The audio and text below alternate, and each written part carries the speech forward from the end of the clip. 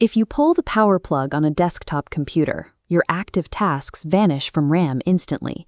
Yet when you reboot, your operating system, your photos, and your applications are exactly where you left them. That happens because computers rely on a second, entirely different type of memory, non-volatile storage. Think of your computer like a university library. Your RAM is the desk where you actively read and work. Storage is the permanent library shelving. Your books stay safely on those shelves until you actually need to retrieve them. But this introduces the central friction of modern computing. We want infinite library shelves, and we want the ability to summon any book instantly. Physics and manufacturing costs force us into a compromise. Over decades, navigating that compromise has left us with two dominant technologies powering computer storage: hard disk drives, or HDDs, and solid-state drives, or SSDs. Optimizing a system requires matching storage speeds to CPU demands. Strategically allocating your budget ensures your processor spends its time processing data rather than waiting for a mechanical arm to find it. This chart maps the storage spectrum, capacity per dollar against speed. Building in the bottom right with only HDDs secures cheap capacity, but causes severe bottlenecks. Building in the top left with premium SSDs gives exceptional speed, but high costs limit total space.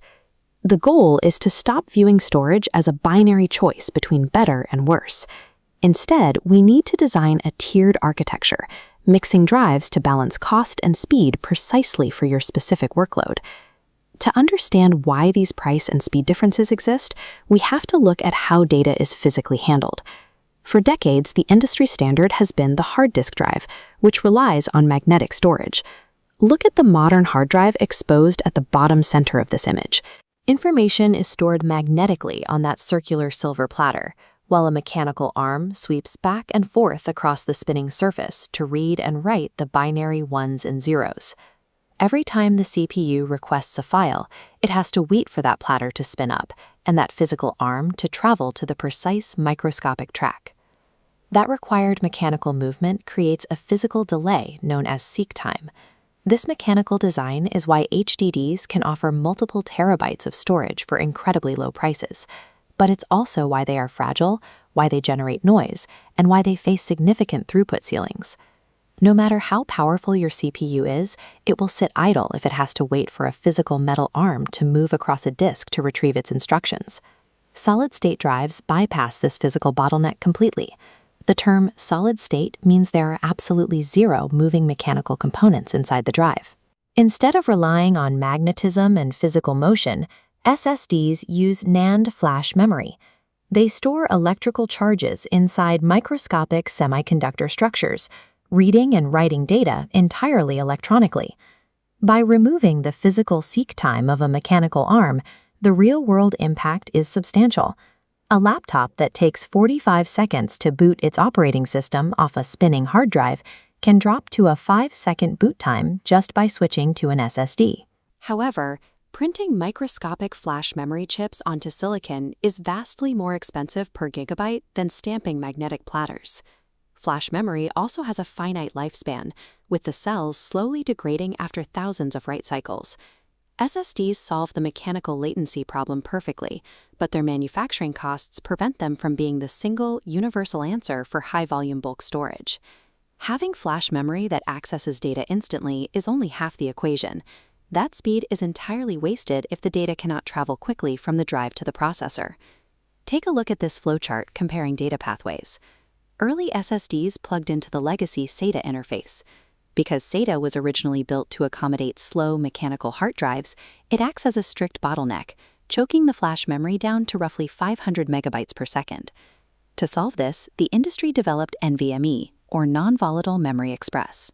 This protocol abandons legacy cables entirely and communicates directly through the motherboard's PCIe lanes, unlocking high-throughput bandwidth.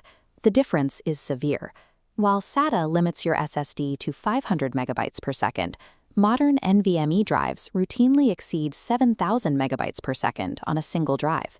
If you buy a premium flash storage drive, but connect it via a legacy interface, you are leaving substantial performance untouched. The pathway matters exactly as much as the drive. So how do we apply this?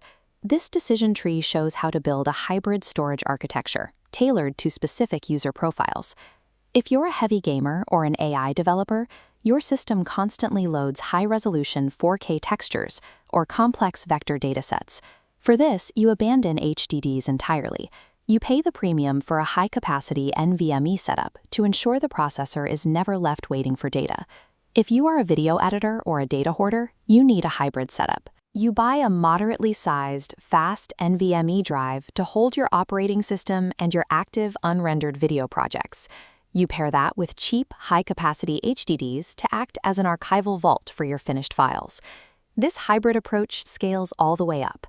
Cloud providers and enterprise data centers use this exact strategy, deploying banks of lightning-fast NVMe SSDs for active AI workloads and databases, backed by aisles of dense HDDs for bulk media backups.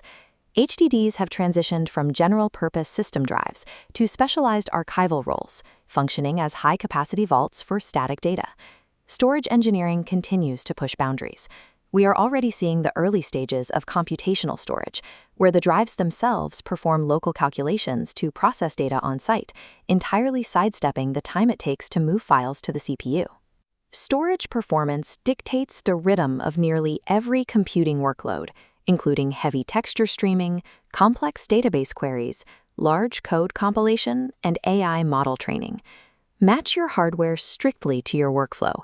Don't waste premium NVMe dollars on dead archival files, and never cripple your daily operating system by installing it on a spinning disk. Buy for the task, and your system will run exactly as intended.